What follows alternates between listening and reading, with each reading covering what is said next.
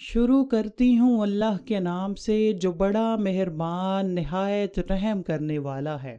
جگر گوشہ رسول حضرت سیدنا امام حسین نے اپنے چچا زاد بھائی مسلم بن عقیل کو بلوایا اور حکم خداوندی کی تعمیل اور اصلاح دین کے لیے کوفے کے لوگوں کی عقیدت و اصرار پر کوفے کی طرف روانگی کا حکم دیا۔ سیدنا امام حسین کا حکم ملتے ہی جناب حضرت مسلم بن عقیل نے کوفے کی طرف روانگی کا ارادہ کر لیا۔ 28 رجب کو نواسہ رسول نے اپنے قافلے کے ساتھ مدینہ سے ہجرت کی اور یہ قافلہ 3 شعبان کو مکہ پہنچا۔ مکہ میں آپ کا خیر مقدم کیا گیا اور لوگ جوگ در جوگ آپ سے ملنے آتے 10 رمضان کو حضرت امام حسین کے پاس پہلا خط کوفہ سے آیا اور پھر بے شمار خط کوفہ سے آنے لگے کہ آپ کوفہ آ جائیں، ہم آپ کی بیعت کریں گے اور یزید کی حکومت کو ہم نہیں مانتے۔ مسلم ابن عقیل کو صورتحال کا جائزہ لینے کے لیے کوفہ روانہ کیا گیا تھا۔ کوفہ پہنچ کر حضرت مسلم بن عقیل نے جناب مختار بن ابی عبیدہ ثقفی کے گھر پر قیام فرمایا اور وہاں پر جوگ در جوگ لشکر حسینی میں لوگ شامل ہونے لگے۔ کچھ ہی دنوں میں 30,000 لوگوں نے حضرت مسلم بن عقیل کے ہاتھ پر بیعت کر لی۔ جب حضرت مسلم بن عقیل کو کوفہ کی حالت بہتر لگی تو آپ نے حضرت سیدنا امام حسین کو خط دیا کہ لوگوں نے میرے ہاتھ پر بیعت کر لی ہے، آپ یہاں تشریف لے آئیں۔ اس وقت کوفہ کے گورنر ایک صحابی حضرت نعمان بن بشیر تھے۔ جب لوگوں کی بیعت کی خبر یزید کو ہوئی تو اس نے فوری طور پر بصرہ کے حاکم عبید اللہ ابن زیاد کو خط بھیجا کہ وہ جلد سے جلد کوفہ پہنچ کے حضرت نعمان بن بشیر کو معزول کر کے خود حکمران مقرر ہو جائے اور پھر حضرت مسلم بن عقیل کی مہم کو روک کر ان کا سر یزید کو بھیجے۔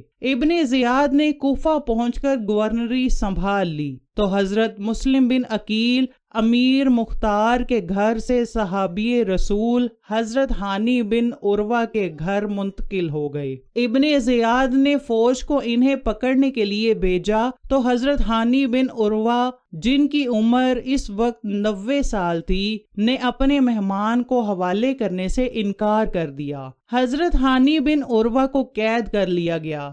اس پر بھی انہوں نے انکار کیا تو انہیں باندھ کر 500 کوڑوں کی سزا دی گئی، جس کے دوران جب وہ بے ہوش ہو گئے تو ان کا سر تن سے کاٹ کر لٹکا دیا گیا۔ حضرت ہانی بن عروہ کی گرفتاری کے بعد آہستہ آہستہ سب کوفیوں نے حضرت مسلم بن عقیل کا ساتھ چھوڑ دیا، حتیٰ کہ صرف 30 افراد ان کے ساتھ رہ گئے۔ مغرب کی نماز تک وہ بھی باقی نہ رہے۔ حضرت مسلم بن عقیل نماز مغرب کے بعد مسجد سے باہر نکلے تو تنے تنہا کوفہ کی انجان گلیوں میں کسی پناہ گاہ کی تلاش میں تھے۔ پیاس کی شدت بجھانے کے لیے آپ نے ایک طوع نامی بڑھیا سے پانی مانگا جو اپنے بیٹے کے انتظار میں دروازے پر کھڑی تھی۔ جب انہوں نے بتایا کہ ان کا تعلق خاندان رسالت سے ہے تو اس بڑھیا نے انہیں اپنے گھر میں پناہ دی، مگر اس عورت کے بیٹے نے انعام کے لالچ میں مخبری کر دی۔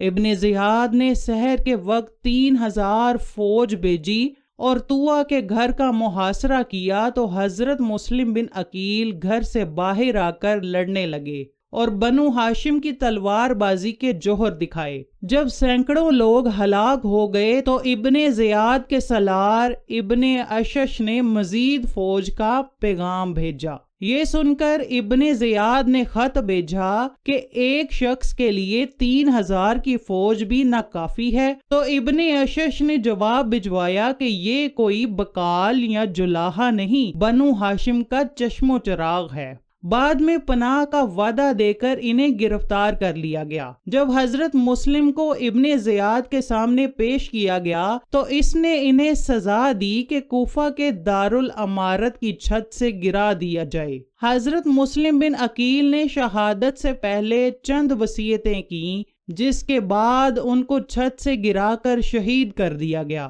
یہ واقعہ 9 ذوالحج 60 ہجری کا ہے۔ شہید ہونے کے بعد ان کا سر کاٹ دیا گیا اور اسے یزید کے ساتھ دمشق بھجوا دیا گیا اور جسم کو کوفہ کے قصابوں کے بازار میں دار پر لٹکا دیا گیا تاکہ کوفہ کے لوگ اب بنو ہاشم کی حمایت نہ کریں۔ ان کی شہادت کے بعد ابن زیاد کے حکم سے ان کے دونوں کمسن بچوں کو جو قاضی کے گھر میں چھپے ہوئے تھے شہید کر دیا گیا۔ قاضی نے کوشش کی کہ بچوں کو خفیہ طور پر مدینہ پہنچا دیا جائے مگر کامیابی نہ ہو سکی کیونکہ شہر کے تمام دروازے بند کر کے راستوں پر پہرا بٹھا دیا گیا تھا۔